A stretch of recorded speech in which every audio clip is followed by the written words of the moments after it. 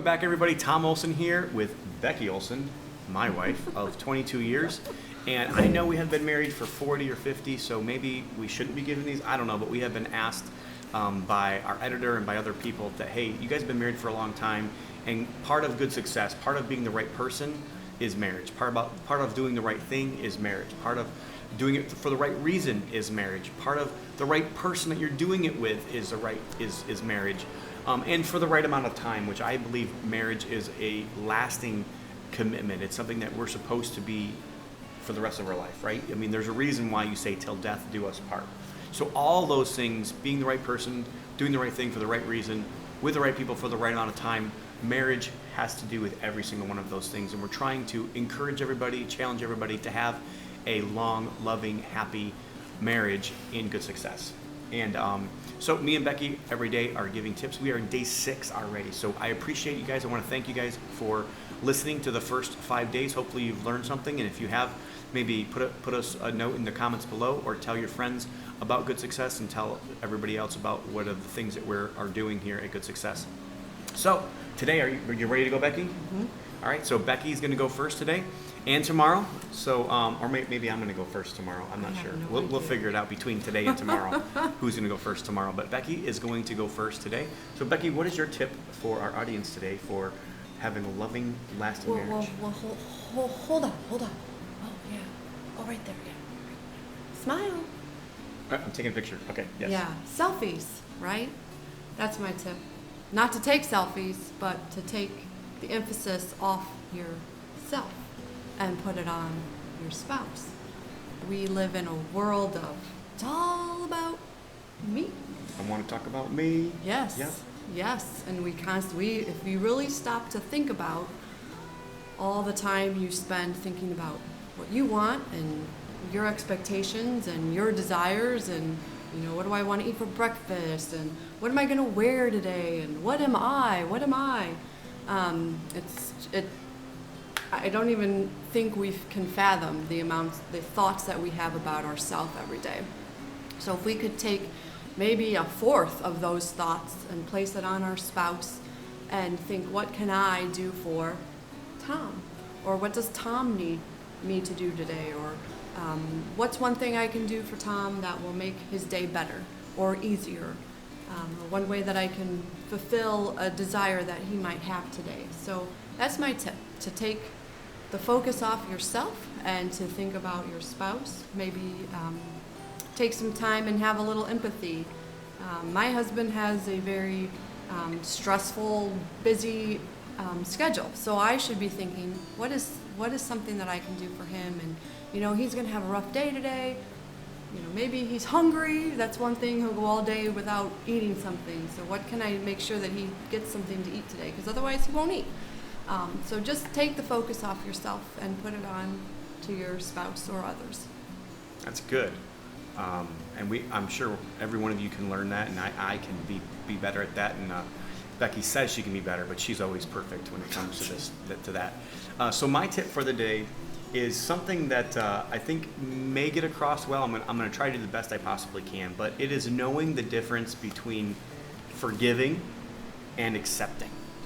And I think a lot of times we hold bitterness in our mind and in our lives for things that should just be acceptance issues. They're not forgiveness issues. They didn't do anything wrong necessarily. It's not sinful. It's not something that needs forgiveness. But it's just something that people should accept. And I think part of that could be, sleeping habits, for instance. Now there's one thing about being lazy. So if you have a spouse that goes to bed at 8 o'clock and doesn't wake up until noon, okay, well maybe that's not something that we should accept. But so some spouses go to bed at 8 o'clock, and for me, I go to bed at 8 o'clock, and my wife goes to bed at 8 o'clock. Not all the time. Don't normally like to go to bed until around 10 o'clock. So we've had to try to work together with that, where I try to go to bed at least when she's going to bed. Now maybe I don't go to sleep right away, and I still stay up for a couple hours maybe, but my wife likes to start her sleeping at that time, and vice versa. She wakes up a little bit earlier, like at 3:30. Than I do. So I'm not frustrated when she wakes up. It's not something I need to forgive her for. I shouldn't be upset about it. It's just something I should accept. And I think working together on those things that are acceptance issues is very important. You know, like, again, we've talked about the toilet seat a couple times.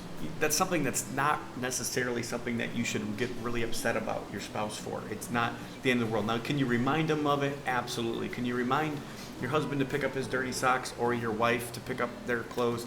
Absolutely. It's something that maybe is something that you can work out and you can communicate and you can create a better plan for in your marriage. But you know, even accepting somebody's personality, you know, like I like certain things because of my personality, and Becky likes completely opposite things sometimes because of her personality. She likes to be alone sometimes, you know, where me, I kind of like to go and sit in the crowd and just be wherever the crowd's at. But it's not something that I should get bitter over. And I think we have to fight that. We have to fight that in ourselves. You know, me and our family is part of the Disney Vacation Club, and we go every single year, and I can tell by about 4 o'clock, Becky is just like, I need to get out of there. Yep. But I'm like, come on, we have to go to the fireworks. You know, so working those things, it's not something I should. And honestly, I found myself being upset and being bitter almost about those type of silly things that I can't believe she doesn't want to go, and because it's what I wanted, and it's not necessarily what she wanted. And it's not that what I want is wrong. It's not what she wants is wrong.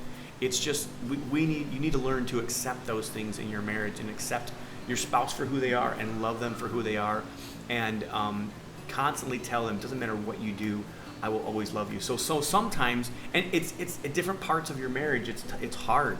You know, like we're getting to the point now where I can take Becky back to the room and I can go out with our older kids, because our older kids would love to go back to the fireworks. And Zach, right now, he's at the stage where he would just rather stay back at the room. So, and for me, in a way, I almost feel bad because I feel like I'm leaving my spouse and I'm away from her. But at the end of the day, we both get to win, and we both end up feeling like we were both loved because the one spouse let the other spouse do what they wanted to do, and it wasn't a big deal. Nope.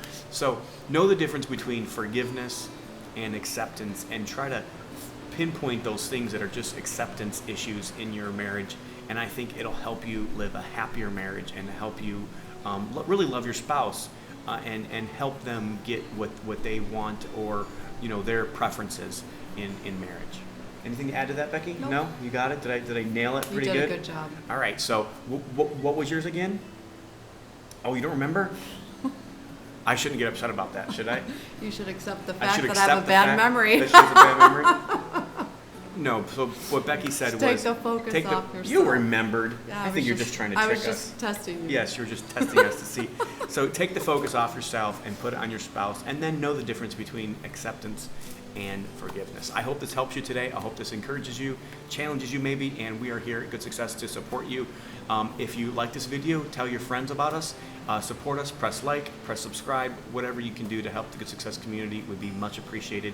I hope that you will work today and live today on purpose, for a purpose. I hope that you'll work to have to give, and I hope that today's message will help you have a better marriage in your life.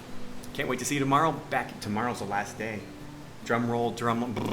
It's gonna be good. It's going to be a good one, I promise you. So can't wait to see you back here tomorrow for the 7th day of the Good Success tips for having a loving, lasting marriage. I hope you have a good success day.